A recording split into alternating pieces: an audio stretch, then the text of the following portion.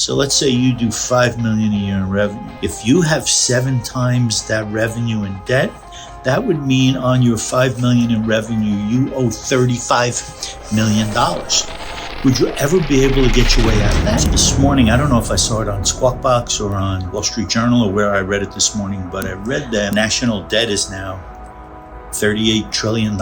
And then I went and looked up what the federal government takes in receipts every year. That number seems to be about $5 trillion. And I was thinking about this and I'm like, 5 trillion, 38 trillion. How does that balance? How does that ever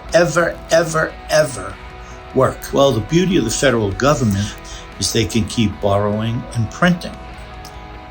Made me think about you. You own your own business. And let's say you do 5 million a year in revenue. Federal government owes 38, takes in 5. It's about 7.5 times what it takes in.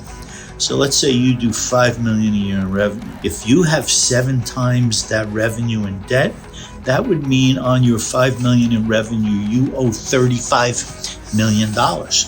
Would you ever be able to get your way out of that? So I chatted with a friend this morning who was a client from years ago up in New England. He was telling me that after following everything we worked with him on for years and years and years, he's been able to pay off his mortgage, pay off his home equity line, owe no money on credit cards, going to show an $800,000 profit this year, and has already done an estimated tax payment of $250,000.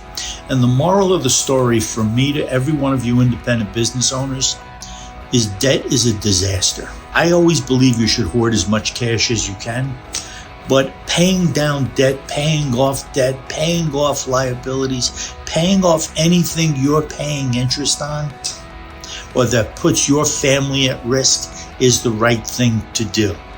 5 million, 35 million in debt, 5 billion in receipts for the federal government, 38 billion in debt for the federal government.